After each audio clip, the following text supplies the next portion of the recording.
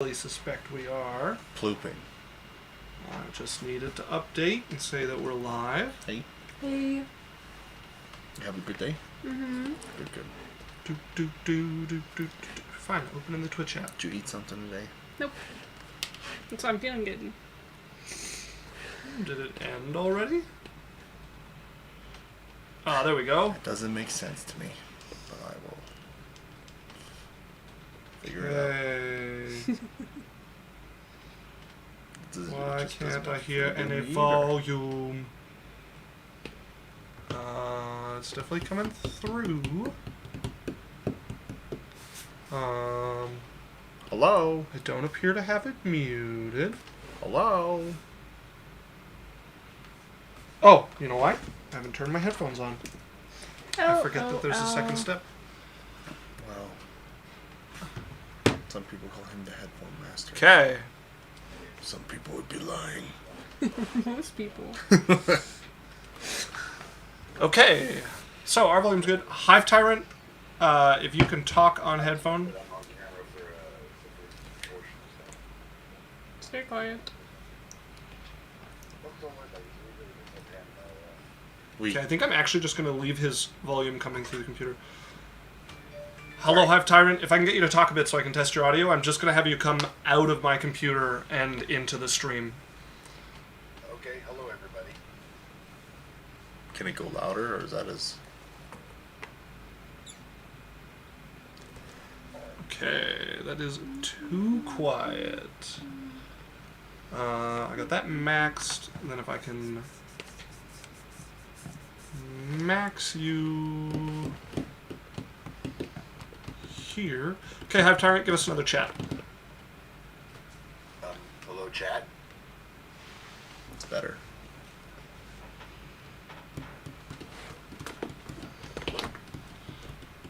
It's not terrible. Is it looping? That is as loud as I can get it. Do you want to try I think putting it it'll on? have to do. Do you want to try putting it Hello, on? Yondu. Hi. Hi, Yandu! Okay, I'm just going to keep the headphone on for a little bit. Do you want to try putting it on a Bluetooth speaker? That would... Yeah, then I have to set up his whole source. So if this works, this is better. Okay. Dan, do you want to take us away? Because I'm going to be getting delayed audio until I'm satisfied with this. Take us away. Hi, everybody. Welcome to, I believe it's, May 30th? It's a Monday, so this is an unusual stream for us here at Adventure Corporation. It's going to be our monthly Adventure Talk segment. We'd like to just get on here, talk a little bit about D&D, what's going on in our lives, how D&D's, affecting it, changing it, what it's doing for us, what we love about D&D, what's going on with D&D, something new that we're bringing. What are you laughing at me about? What you?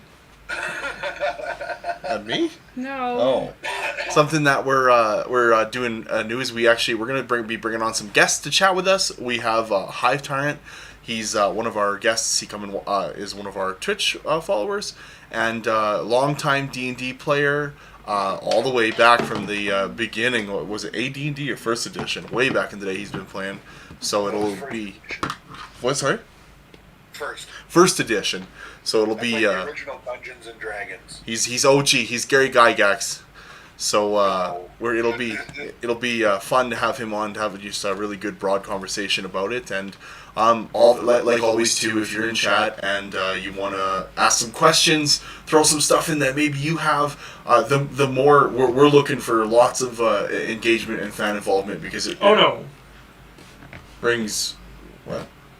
It brings more to the conversation. So feel free to chime in, pop in a conversation. Make sure people are drinking water, and we'll have a good time. I'm not people nor water, so don't include me. Yeah, Runa could use more drinks. So. No, I couldn't. How is the audio, Isaac? What are you thinking? Hivetyrant's too quiet, so I'm going to make him a source. And put him on a thing. I can also turn my mic up, I think. I think it's more the inputs and stuff that we have that's causing the problem. My If you can turn your Apple mic up, Pencil's dying. that would be great. What? Yeah, if you can make it louder, then. Please charge. I don't care if you don't.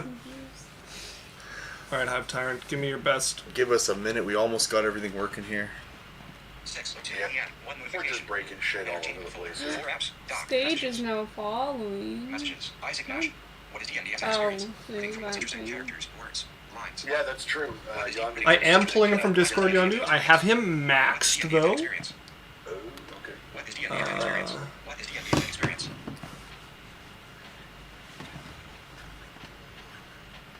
Oh, my input volume is maxed as well. So Okay. I can't turn my volume up any. How do we all sound? Runa, do you want to give a little talk too? La la la la la la la la la la la. She's got the lalas in. I'm chatting over here. Isaac is doing. Okay, so I've got an input source. Should... There we go. Now we should get Hivetyrant piped directly to us. Okay. Maybe Hivetyrant, you want to talk a little bit? What is this? Change freaks me out, says Shay. This is the best change ever. So, Hivetyrant, you want to give us some talk? I don't. I'm so. I think we. I can't even hear him. Is it gonna change if I do this? Oh, his audio comes so weird. If you can set Discord to be a separate audio source in Windows, then you can put that as a direct separate source. I think this is just going to make it double, but let's try this. I do not. Okay. Hivetyrant, try talking. Talking about nothing because I don't know about the drawing. It is so blurry. Yeah, we're just getting through the mic. I used to have this set up. I'm not going to be able to do anything about the blurry drawing. I'll just end the stream. Just Uh, end it. I don't care about it. It's gonna be blurry.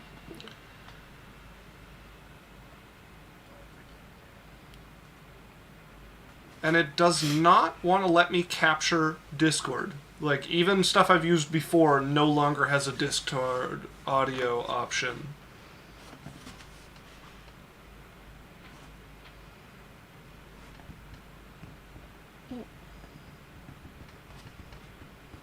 No, I don't want to do that.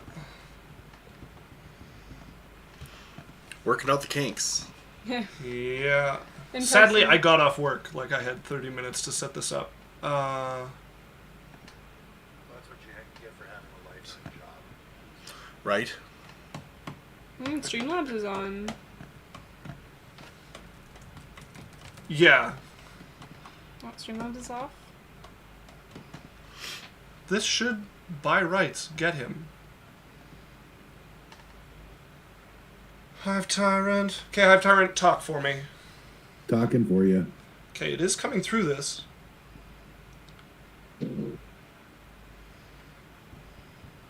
Okay. Now we got something. Is it working for us too? Yeah. Oh, Runa, you can't. I You have can't. to. You It's have to so- leave it up, or I have it's to so recut his blurry. whole video. It's so blurry. I don't think you broke understand it. how. That's like, look at your worst work ever in your life. In your life. In a blurry. I can't hear you until you get through to me. It's so gross.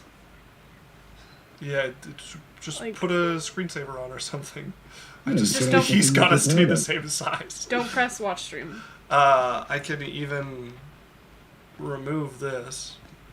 Yeah, see? I'll just stay in call. Let's do this. Okay. We should have Hivetyrant now. Runa doesn't have to look at what she doesn't want to look at. It was so ugly. You ruined him with the cut. Oh, Like, it's a I was solid. like, oh, maybe it'll be fine, and then I saw it on It's stream. not the cutting. It's It Discord was just stream zoomed quality. in. Yeah, and it was just zoomed in. And I But was it, like, yeah, "Ugh." it's because Discord, What? unless we pay for Nitro, we get poor stream quality. So what do we have going on with us? Like we have. We've got us on. Okay. We've got Hivetyrant, Okay. and we should be good to go. Okay. I can't hear Hivetyrant at all. Because he's not talking. I wasn't talking. I still can't hear him. Okay, now this is where I can make him louder, but then it's gonna loop. Is he his own source now?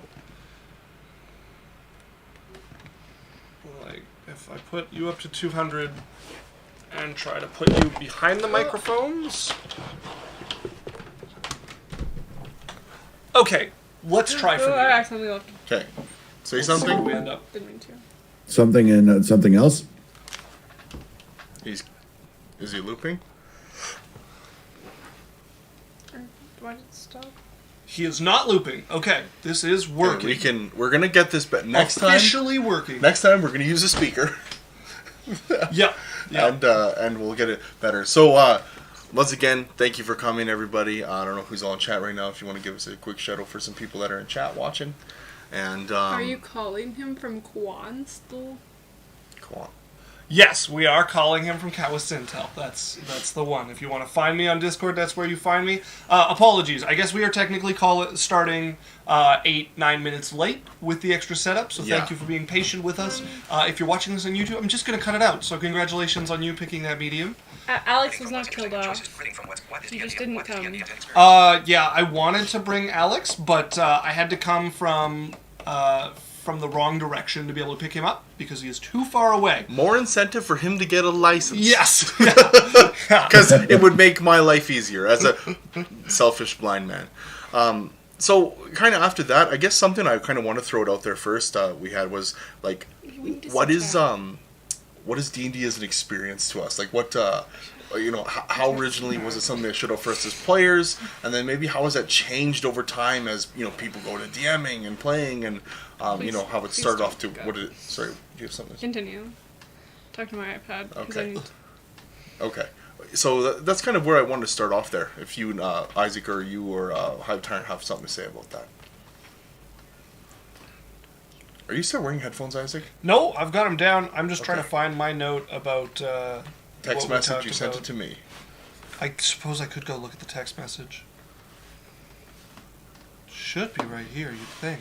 You would think. I missed what you asked us about because I was trying to find that note and get us set up so we can see chat. Okay, I just asked like what D&D as an experience and how it shows up for you before when you started to what it is now for you as a player / DM / whatever your capacity or whatever D&D is that you're doing with it. Some Yeah. people, it might just be watching Critical Role. How has your experience changed? Like, whatever it may be. Okay, yeah. Also, Canadian Confucius says sadly they're working, but have a great time. Thank you. Thanks for popping. Enjoy work.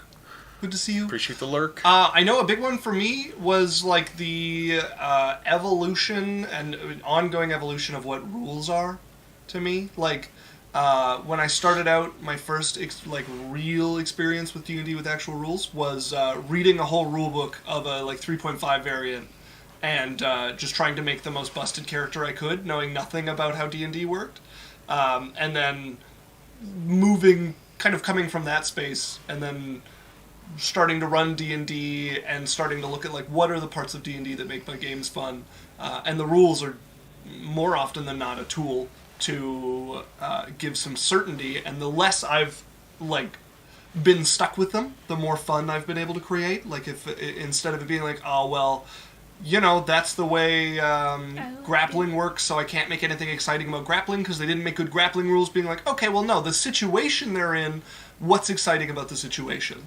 Okay, what could I have them do that would best create the excitement that's inherent in the situation? If it's something like grappling, is it some big monster? What's exciting is you might get crushed underfoot at any moment, but if you can work together and get these ropes together, you have a chance of wrestling it down. What sort of checks would play into that? What sort of actions and ideas would help with that? That's been a big one for me with the evolution of D&D for me. Okay, cool. Hivetyrant, do you have anything to say on that? No, there's always been changes to the game. I mean, I started playing it when I was 13 years old, and that was many years ago before any of you were even born. And it was back in the day. There was more detail. There was more micromanaged rules as opposed to now. They've definitely streamlined it a lot, and I really do like 5e for that. Do you think your experience playing D&D as someone who's come from like first edition, or maybe back in the days of where it was more crunchier and more munchkiny, and to now, has that maybe changed a little bit for you? Yeah, quite a bit. Back in when D&D first was released, second edition was my favorite. And they had a lot of pre-made adventures and pre-packaged adventure kits, which took a lot of the work out of DMing. And that's a role that's really been hard. A lot of I don't know about Isaac, but as a DM myself, it gets really frustrating because sometimes I just want to play, but that means letting somebody else DM, and that's really hard, especially when they don't know the background mechanics and rules of the way the DM does. See, I've been really lucky. One of my early getting into D&Ds, I ended up running a weekly campaign for a board game cafe, and they were paying me to do it in board game dollars. So I have a fine collection of board games now. But I had a couple of players, almost all of them new, and we played like a 2-year campaign. And most of the way through that, one of them got really into DMing and started running his own games. And I was like, great, yeah, I'm in, and started playing with him. So I skipped that part. I've had great success encouraging my players to want to run, and then they have a certain level of knowledge that I skip that sort of difficult hump. But I run a lot, so then it's like a matter of scheduling, because I run tabletop role-playing games 3 times a week, and was trying to play in one another time a week, and before that I had another game going as well. So running 4 games and playing in one game is, that's a week right there. Yeah, that's a lot of work. That's a part-time job. Yeah, it's a part-time job. 20 hours a week. I have a lot of very good world building I've done in the middle of class when I should have been in class. But I've had good luck converting my players just by encouraging them to, a lot of my stuff I'm like, yeah, I'm thinking of adding this to my world. What do you think? And that tends to get the juices running in the right direction of people like, oh man, what if I could just add things to my own world? But to talk to you, it can be hard. I suffer from it less. I really enjoy running, so I run 3 times a week, play every other week, which is fantastic for me. That's a good split for me. Okay, cool. I do to comment on 2e because I've read the second edition rules. I'm a big fan of the older editions, and one of the things Dan mentioned was the different position you might be in from having come from there. I think that's really fun because there was a couple of rules I stole from second edition and a system called Adventure Conqueror King, which is based off first edition, that I had to learn the hard way, the problems with it and why 5e does things the way they do. And it was like, man, if I had just come from this would have been a whole learning, this would be knowledge I already had. Yeah. Instead I had to do it wrong once to figure it out. It's So my experience for D&D, I started off in 3rd edition, playing at Nate. So I started off in the old D&D 3.5 SRD app with the every source book that God's ever written, and so once again reading source books, making characters, not even knowing really about it until I played, to now. I would say that, yeah, I had a thing where I'm building a character that sounds cool, but knowing nothing about D&D and how it would apply or play, or if it would make things fun or break it. To my experience now, I find that I'm building characters more and building my D&D experience more for what can I bring to the table and what can I bring to someone else's experience, and find a way to have my experience fulfilling while not taking away from somewhere else at the table. So because in the end, we're all at D&D to win at something. Win at being the best, win it having the most damage, win it being the best martyr, win it being the worst. Whatever you're good at, you're winning at something in D&D.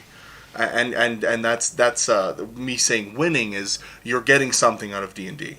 So how can you get the thing out of D&D that you want to get while bringing the most to the table in other people's experience, right?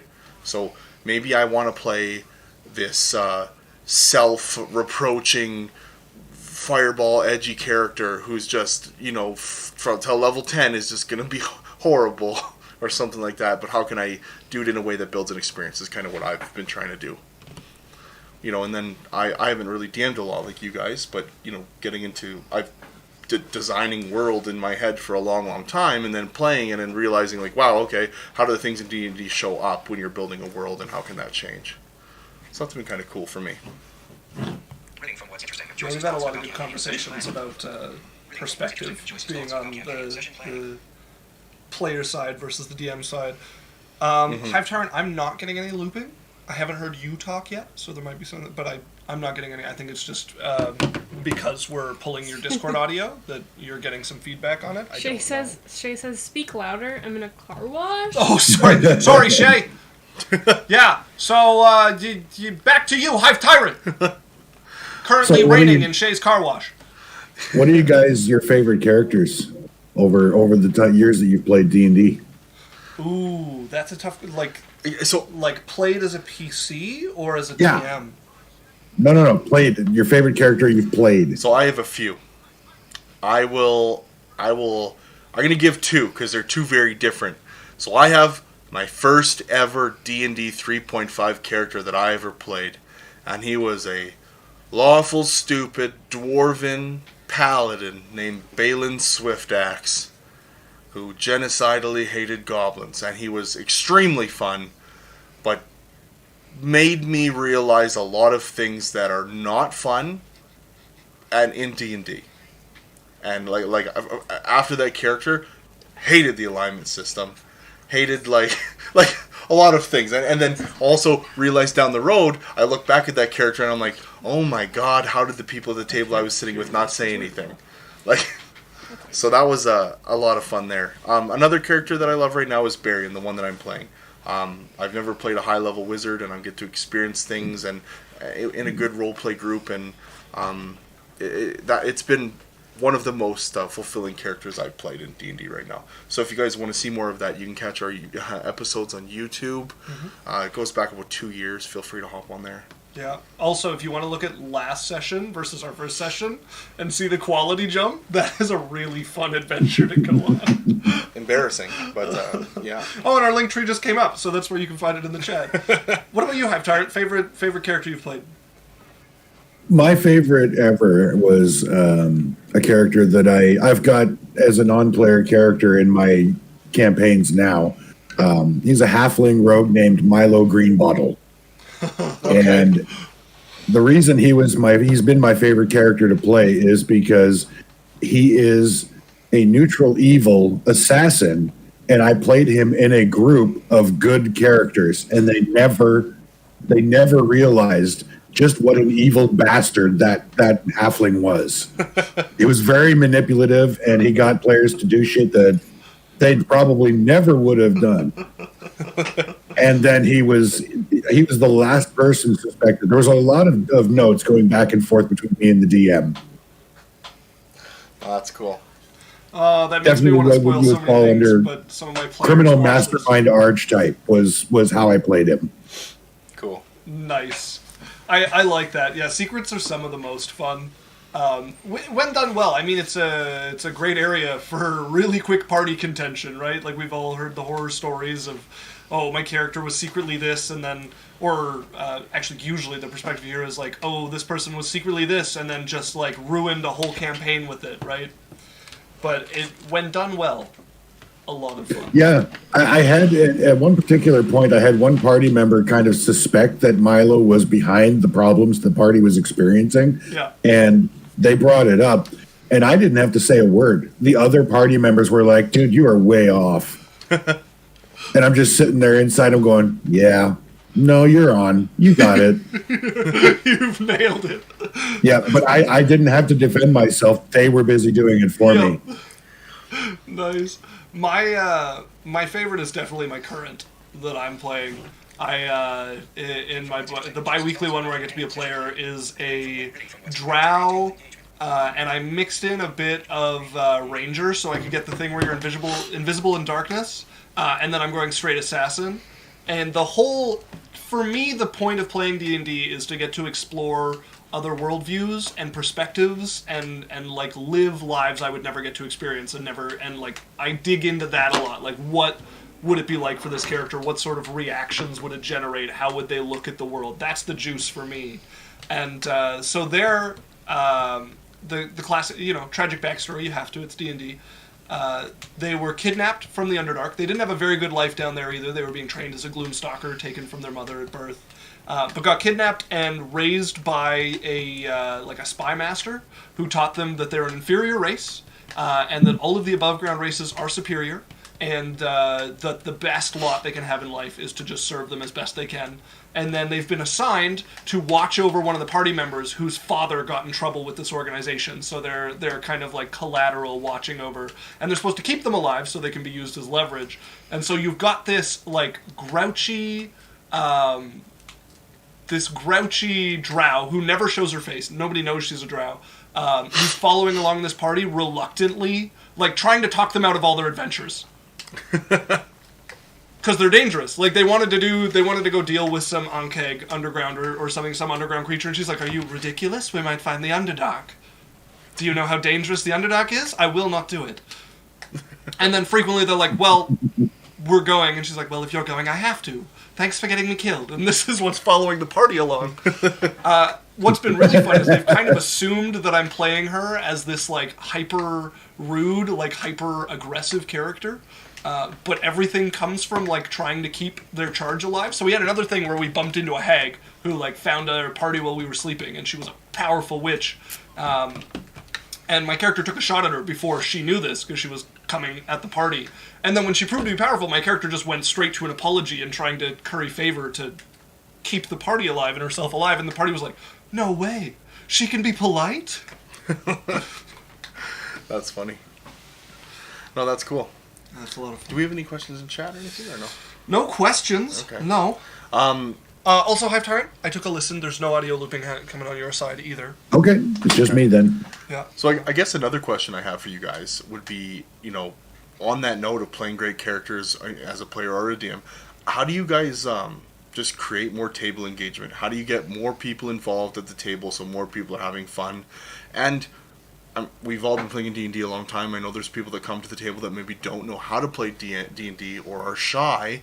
What's a way to bring someone in and get them involved and enrolled without making them feel pushed or pushed to a point that's not good for them, kind of thing? Hivetyrant, you're the guest. Take it away. Well, for me as a DM, my cue that things the pace needs to change is when I see people fidgeting, stacking dice. If I have a new player that we don't know each other, you got to get that through that honeymoon period and that shyness. So my favorite is always to attack the party. That'll do it. Nothing brings a group of adventurers together quicker than a pack of zombies wandering into their campsite at night. Yeah. My go-to is usually actually more towards like take something the party cares about.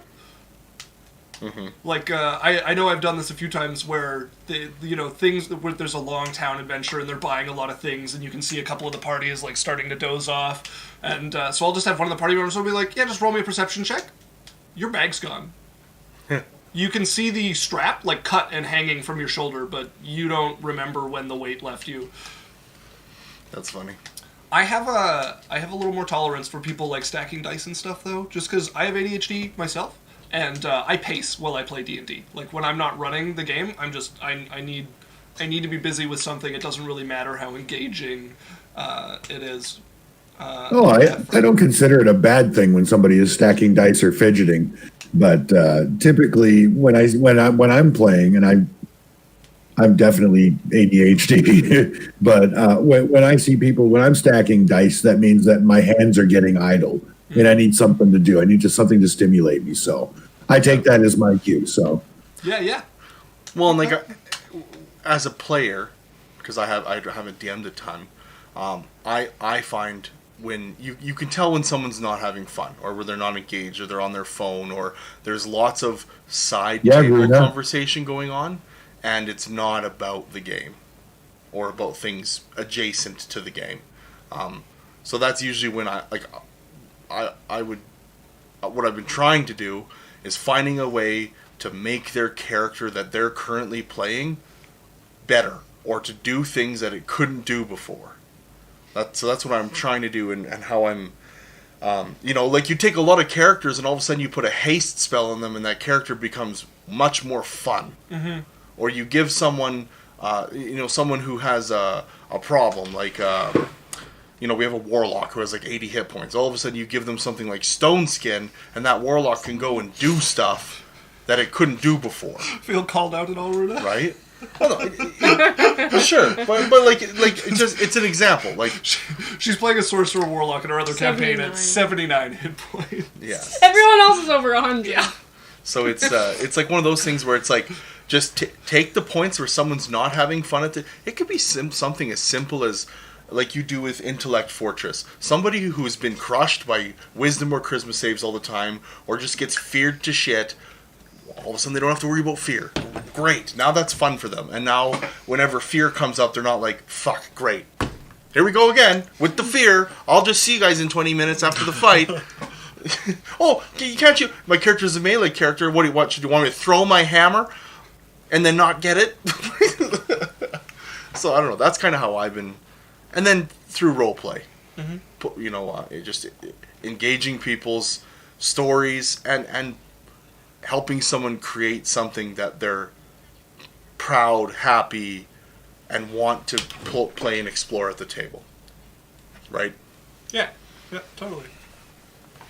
I think another, one that gets overlooked, I've seen, I have actively discouraged sometimes, especially with new players, I'll have somebody new who's a little shy, and they will describe what their character does and says instead of saying it, and I've had some players at my table be like, no, say it, you do it like this. And I'm like, no, just let them, whatever level you want to engage with D&D at is super, super fine by me, right? If you're new to the game, and this is on the topic of making people comfortable, if you're new to the game and you want to be like, yeah, I go ask the guard for directions, and that's your level of comfort, I'm down for that. Or even if it's I'm going to try to get directions, and that's where your comfort is, we'll just meet you wherever, and in my experience, that tends to expand anyways, so it's never a long-term problem. Yeah. No, that makes sense. Okay, wait. We made a little list of stuff we could talk about, and I'm going to skip to one that I'm personally interested. Okay. Because Hivetyrant, you mentioned you play in Forgotten Realms with some personal twists. I want to hear about some of your twists on the Forgotten Realms side. Excuse me. It's not so much personal twists as I've got the memory of a goldfish. And so I don't remember how the Faerun map is actually laid out. So I kind of make it up as I go along, and the great Anarok Desert tends to move. Okay. Based on where I remember it was. So, I use the geography, the names of the cities, the famous cities and the towns, but beyond that, the campaign setting is the Forgotten Realms setting, with some of the geopolitical stuff that goes on there. Mm-hmm. But I have to recreate everything based on what I remember from box sets and books from previous editions. Because 5e, the Wizards of the Coast made it so that if you want the description of that tree over there versus that park bench, you got to buy another book, which I did not like at all. Yeah.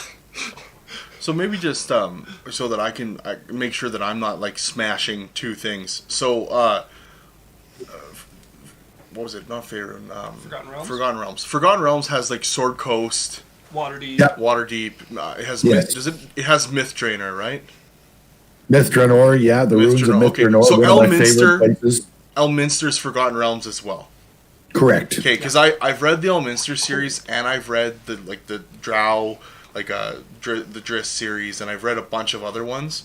So I just sometimes you're not 100% where they come apart because there's so much stuff that Mithranor itself has a whole crazy. And then there's do you have the spine in your world?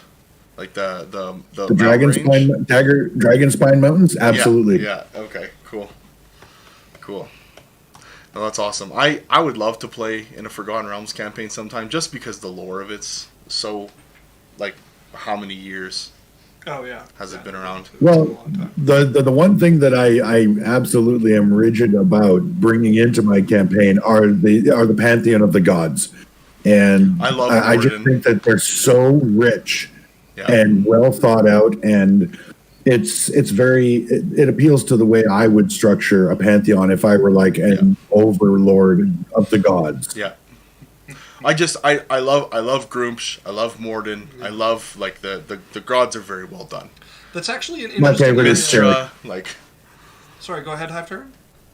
Oh, it's just that my favorite god is Cyric, the insane formerly the god of the dead, was human. If you've read the Avatar trilogy, you know that whole legacy and how he became a god. Yeah. And he's awesome. I've loved him in every piece of literature I've read. See, I really like Mistra, just because I love the concept of the weave. The weave, Yes. And how it basically reset itself so that they could deal with things like 10th level magic and crazy stuff like that. But one of the scariest gods, in my opinion, was Shar. Shar is terrifying. The darkness god? Yeah, the god of shadows.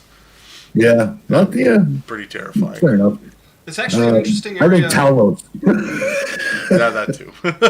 It's an interesting area of world building for me, because one of my endeavors in building my own world has been to make something that is both interesting and feels alive, with room for it to not already be written. My favorite parts about my world is the stuff my players add to it.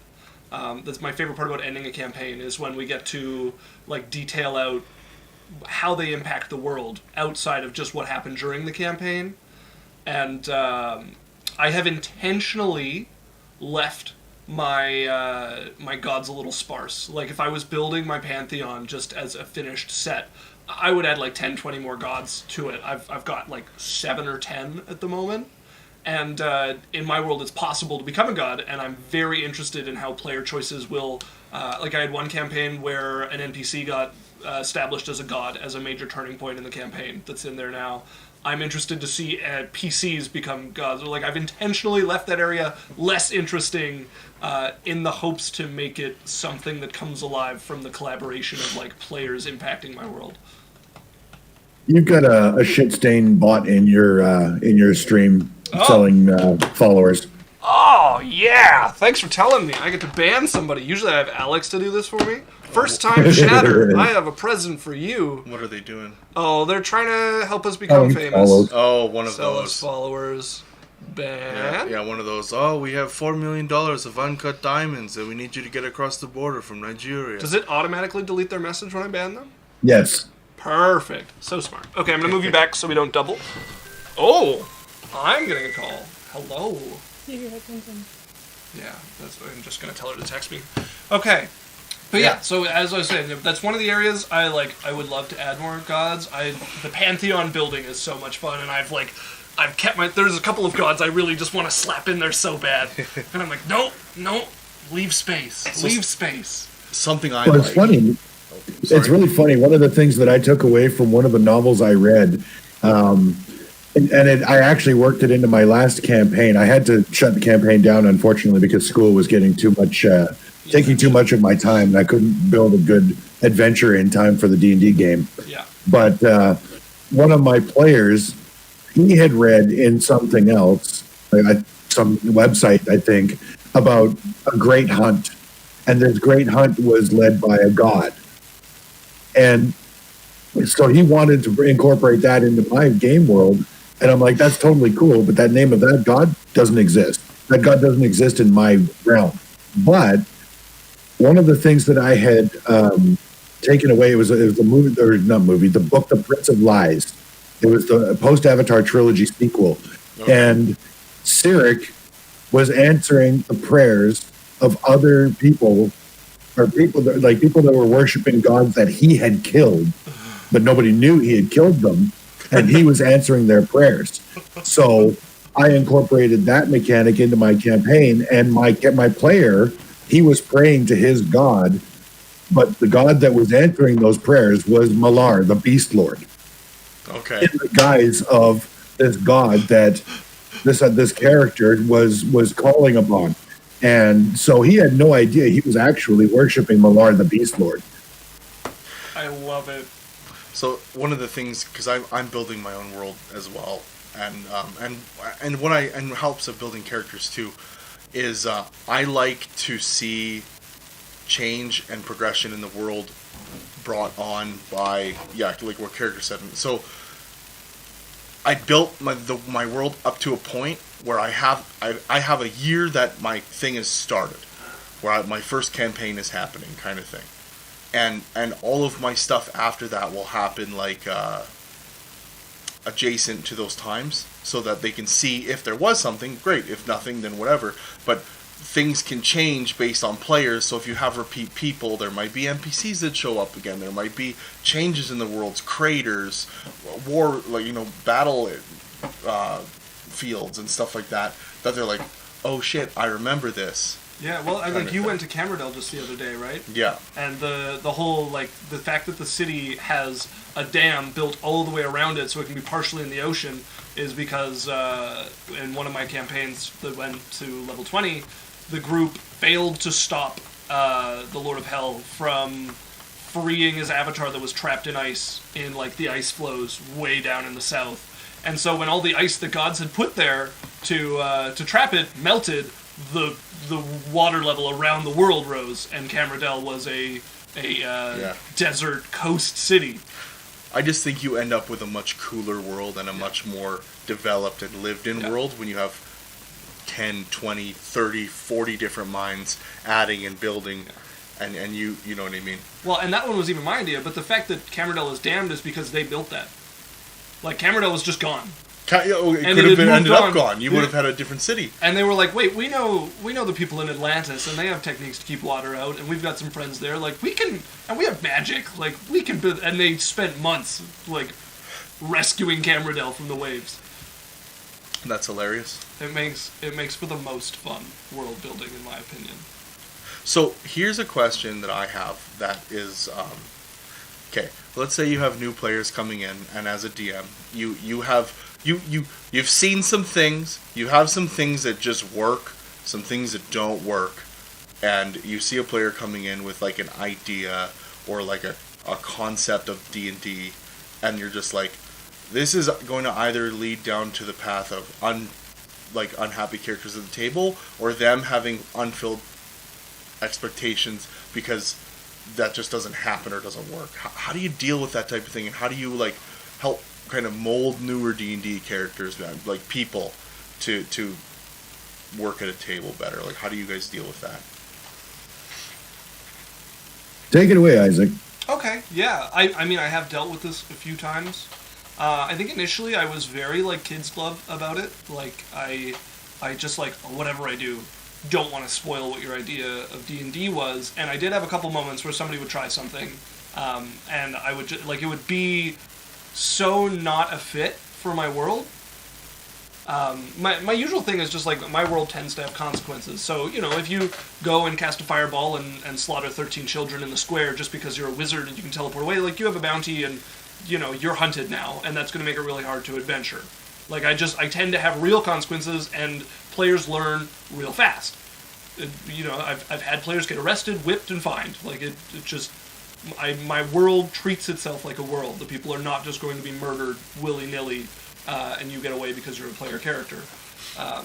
But like I said, I've let it go too far before, where I had to be like, are you sure you want to do this? Like, this is the end of the campaign. Your character will be hunted for the rest of his life. Not a great experience. I've been much less kid's glove with people, and kind of on the lookout for it when especially newer players tend to just want to try to break it. I was like that when I started. I find that's a common theme.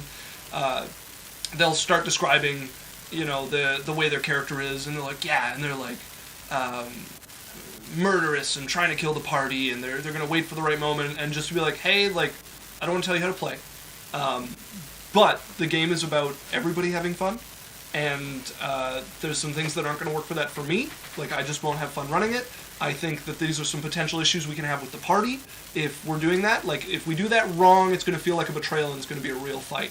I'm fine with doing fun stuff like that, but you need to know you're going into hot water, and you need to treat it thusly. So the only way we can do that is if you're willing to be really great about it. Like if you're willing to make this thing that you're doing about everybody having fun, we can go there, and I'll work together with that. But if that's not where you're at with it, we're just going to get ourselves in hot water, and let's not pretend we're not. No, I agree with that. So some of the things I've ran into, and not so much since 5th edition, because it's not like the alignment system isn't a thing anymore.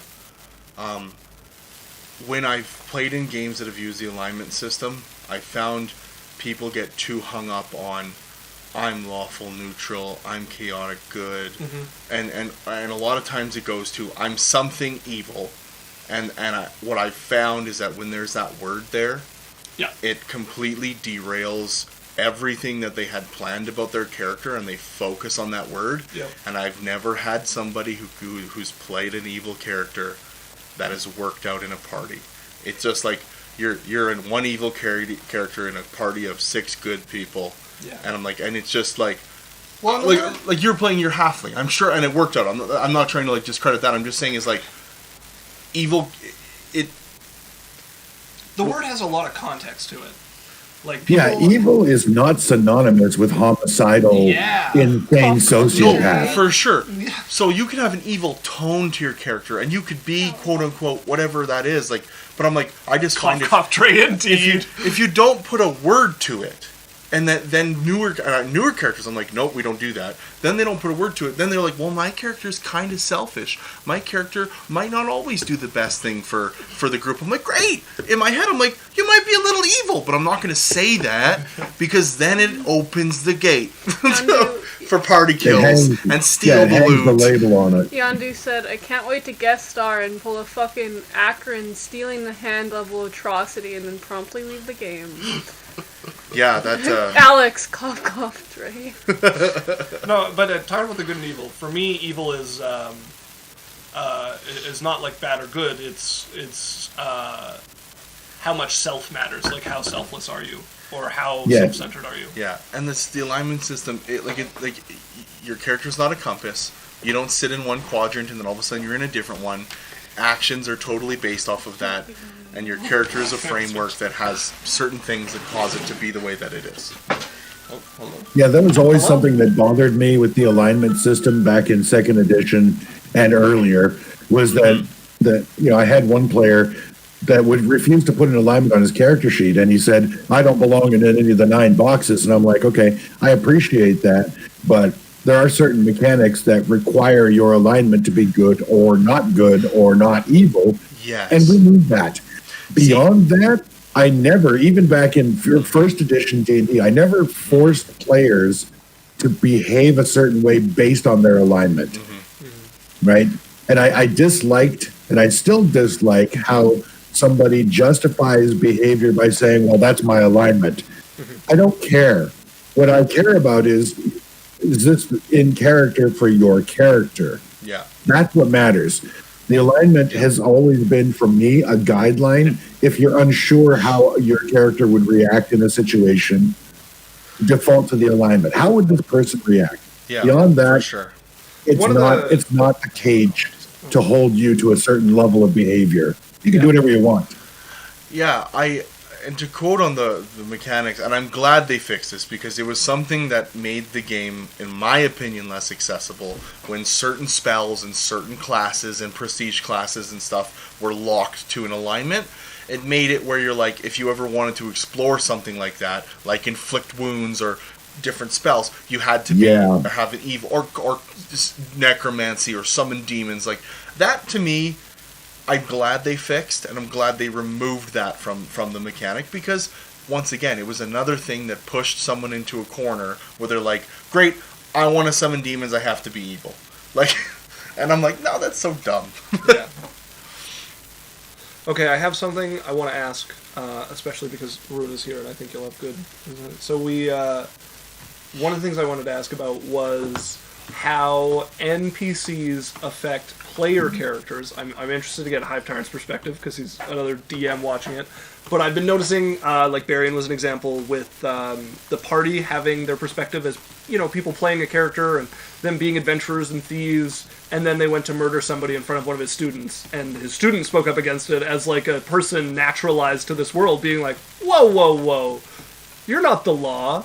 And Runa, you've had Big Red be a major part of your character in-game, so any thoughts or ideas on NPCs affecting, like, player character directions? I'm a creative person, but sometimes I'm just lost.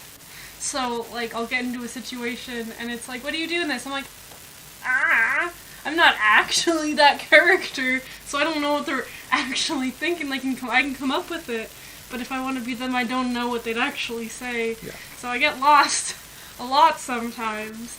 And then NPCs, like, butt in, and God, it makes life so much easier. Like, it feels like a conversation Right. compared to me talking at someone, Right, and then that one person like, yeah, cool, you got this. Yeah, like a situation instead Like, of a decision moment. they have opinion on it, and then you actually get to be like, yeah, because we know nothing about the world. We know some stuff about the world, but money, paying people, like, some things I just don't know.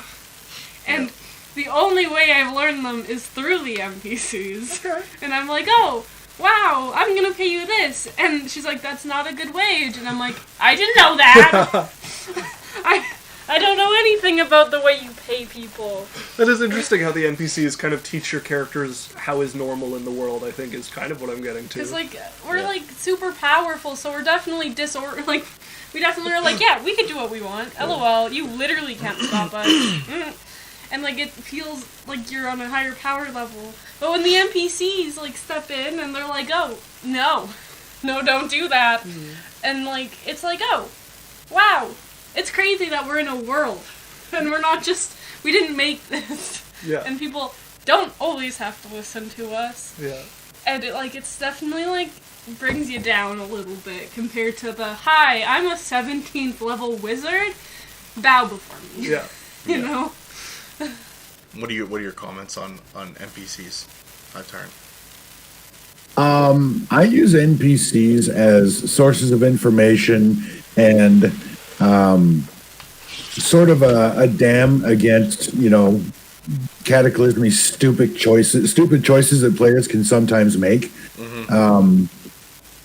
For example, if their solution to, wiping out the goblin nest is to try and invent napalm, I discourage that through the use of NPCs, as opposed to, the godly voice from the sky saying that's a horrible idea. But one of the things I've always hated when other DMs do it in games that I've played is, and I refuse to do it, is I refuse to bring an NPC character into the party that is as strong or stronger than the party to help them. Drives me up the wall, because then it's the DM role-playing against himself or herself, which drives me batty. I had a DM we used to play with way back when I was younger, who Sephiroth was always the villain and was always super god power, and there was an NPC named Waddle who was a penguin with a lightsaber and had like a 32 in every stat and was just yes, I agree with you. It was ridiculous. Yeah, I use NPCs as support characters, again, sources of information. Never as the front stage character. Never. Because my son was DMing a campaign, and he had a plethora. Like, each character in the party, each player at the table had an NPC henchman, and those henchmen were stronger than we were. And I'm like, well, there's really no point in me being at the table. I mean, I'll send my minion in to do all the fighting, I'll stand back and eat an apple and collect the XP. Yeah. So, I love NPCs as a player and a DM. I think that they are NPCs are the way that your party and your players interact with the world. yes. They're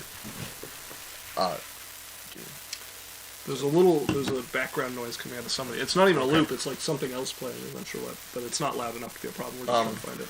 NPCs are the gateways and the doorways and the storybooks to your world, and I like them because what it does when you have the players and you don't give them NPCs to roleplay with, they roleplay with themselves, and the roleplaying's awkward when it's just the player characters roleplaying all the time. So you need to put people, NPCs, into the world to interact with and give them different story hooks and plot hooks and things to move them. And it's cool because the NPCs are like limited, omniscient plot points and people in the world. The DM has the knowledge and he's playing the character, but he knows the character knows this much and they're a thing. It also gives the characters, like the people playing the game, something to love, right? And it gives them relationships that you can set up beyond the ones they develop together as characters. So like you're saying, Yeah. when they make that bad decision, like, oh shit, we're going to have to fireball the city, and then you're like, but Sarah and Clarice live here. All of a sudden now we can't just shut that one gate and let them, the undead, kill that entire section of the city, because Sarah and Clarice are over there, and fuck. Like it makes the decisions harder, and it makes it, all of a sudden now you're a level 17 wizard who's super powerful, but you have to protect that level 1 peasant that you've made a relationship with. So, oh, fuck these guys, I walk away from the city because this isn't my war. But now I kind of have to pick their side a little bit because there's people I care here about them, that are outside of just the other power players and the things they do. Yeah, Runa? I feel that because recently we've had talks about having to go to the Feywild to Right. get rid of a curse. Yeah. And I was like, well, my kid and my husband are coming. Right. Like, yeah. it's...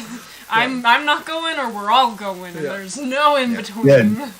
Dan, when he proposed to his girlfriend, when Varian proposed to his girlfriend, she said no. It broke my heart. Like I was actually hearing violins.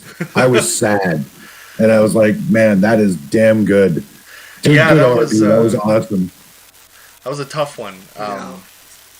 But see, and you would never, there's so many things I can think of that have happened that you'd never have without NPCs. So I'm like, if you're listening to this and you're a DM or a player, encourage NPCs in your world and give ideas to the DM. As a DM, just make it happen. Put them in your world because they're the other pieces of the game that make the game work. The NPCs is one of the things I pride myself on, and like with running a stream, one of the things I have on my mind is kind of like what's our brand, what sets our stream apart, and I think one of the things I'm building into it is that our world really feels alive, and that the relationships in it matter between the players and between the players and the non-player characters. That is a big focus of mine. And it came as an epiphany at one point where I was like, Hey, yo. what makes D&D interesting when you care? And my best tool to make people care is to have worlds and people in the world, like places and people that they care about. And I've had many moments where I was just sitting, like, trying to grasp, like, how do I actually put this in? How do I make characters that people care about? And my answer was really just, like, be the characters. Like, I noticed a couple of times people were going to a city, and they're like, yeah, I want to get some potions, and I kind of wanted to get to the next combat. And so I was like, yeah, potions, greater healing, 250 gold, you find a potion shop, and I was like, wait. Like, right here is an opportunity for them to meet somebody, and this is their home city, this is prime territory for them to get a long-term relationship. Like, let's actually slow down and play this character. Let's have this character talk to them. And maybe be a little moody, right? Like, and maybe hint at something else going on in their life that draws interest that they can come back to or deal with right away if they want. But I've had real moments where I'm like, oh man, how do I make characters important? And then I'm sitting like, oh, play the characters. Yeah. That makes sense. On that note, and this is something else that I've kind of realized and I feel, give your player characters earlier access to limited teleport.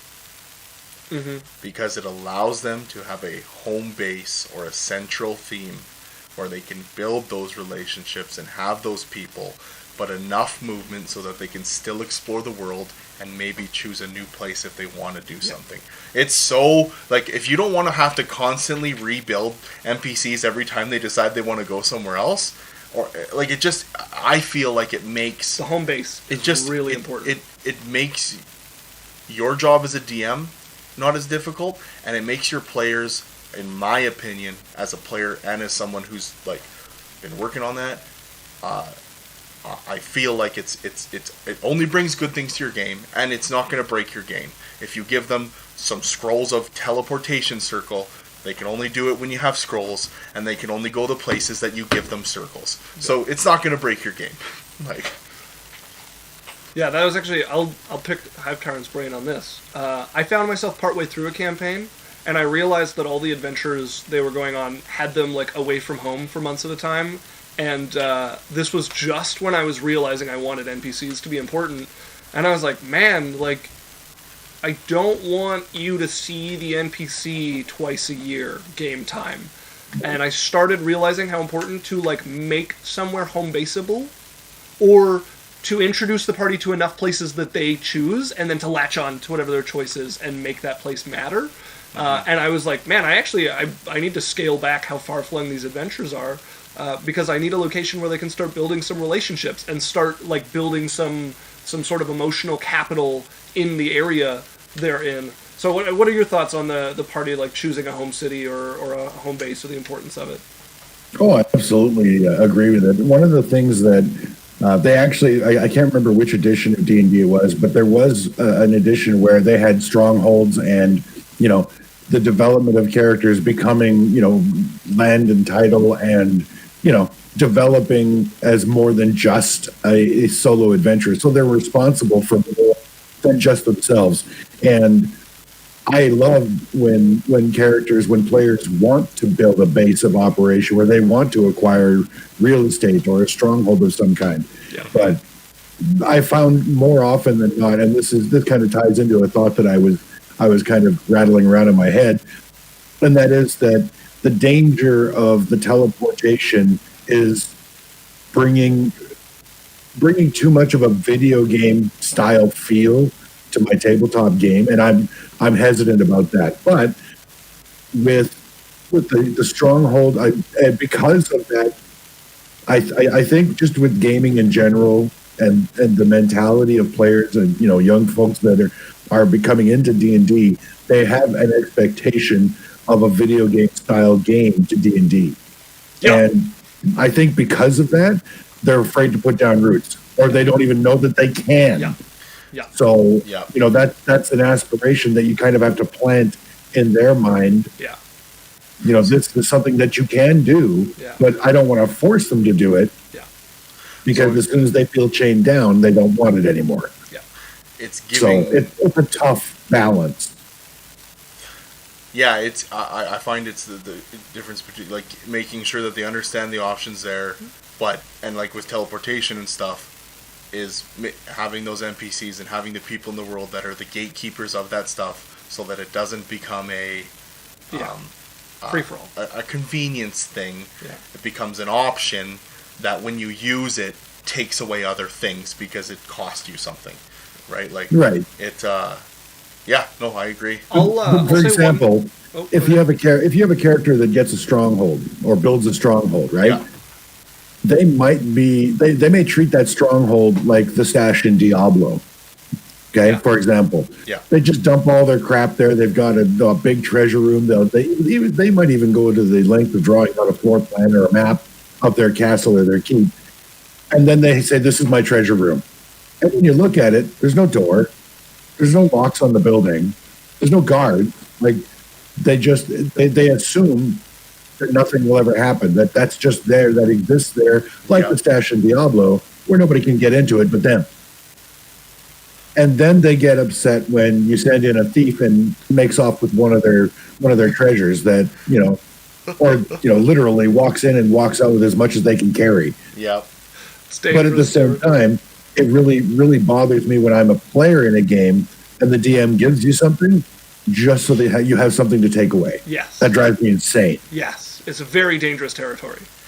Right. And So, I think, yeah, that- but I mean, if you build a stronghold and there isn't even a door on your loot room, I'm gonna steal your stuff. And you know what? And maybe there's people that can. Maybe there's somebody who is that person that's cautious and they hired soldiers to defend their keep. Yeah. Maybe there's that guy who's just so gregarious that everybody is loves him in town. Everybody knows he's good. They know his doors aren't locked, but the town's out to protect him. So he doesn't hire guards, but the town's keep But that people away. That would take some work. Oh, right? for sure, right? But it's but that presents opportunities for adventure, right? Because options, right? the adventurers come home with their latest, wagon load of gold and other crap, and as they're coming through town heading up to their castle or their keep, they discovered that the blacksmith is dead, and they're like, "What happened?" Well, he caught somebody in town trying to sell some jewelry that we know was in your home. Yeah. And he tried to stop them, and they killed him for it. Yeah. Well, now you have an adventure, right? Oh, that's cool. That's awesome, that, right? yeah. That's gold to me Yes. as a DM. I have a final note on that, and then we'll close. And I because have it's one more 7. question after that. We don't have time for another question. It's 7:00. I do have places to be, I'm afraid. But I have a final note on this, as it's an area that's been a big change in my D&D. I mentioned earlier Adventure Conqueror King, which builds D&D starting from a functioning economy and then up from there. And one of the big things I steal from that is they have all sorts of rules for building strongholds and taxing them and having senates. Runa has a gladiator ring. And all of that, Nice. her school and how it's managed, all comes from those rules. Alex's character runs a criminal syndicate. All of the rules for that come from there. Daniel's wizard tower and all of the stuff he can do that, and his apprentice and everything, all the rules come from there. And that's been one of the things I mentioned with the learning what people who played earlier editions would have already known, making the same mistakes that I'm sure my predecessors made before me. A lot has been in that area of putting that in, where you mentioned people have this sort of video game mindset. And I've had the best success just sprinkling it in. For instance, having a wizard tower gives you access to the permanency spell, which I put in the game, and because it's a great taste of what spellcrafting's like. And the best way to do that is to sprinkle in wizards with permanency things, and that gets my players thinking ooh, I could have a wizard tower. And then the first interaction is always video gamey, but then we roll for those apprentices, and they're like, oh, you name them, whatever, and then they start having a personality, and suddenly it becomes a tower, has been my experience. The other campaign, they have their keep that they've put a lot of investment and stuff into, and the guards there, stick their nose into the runnings of it. They have the captain of the guard has stuff to say about how the settlement gets run, and it's made it a keep instead of, the stash in Diablo. It became an actual town, an actual thing on the map in the game, which was cool. It came to life. Yes, Exactly. That's NPCs. The power of NPCs. Yeah. Okay, we're a little past 7. Thank you so much, everybody, for joining us. As always, you can find us on Twitch, 6 to 10 p.m. Mountain Standard Time every Wednesday.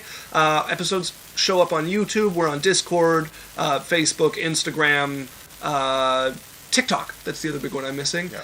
Hivetyrant, thank you very much for joining us. You want to shout out your stream quick, or anything else you want to say? No, just thanks for having me, guys. No It was problem. awesome. Appreciate it. And we'll be doing this again in June.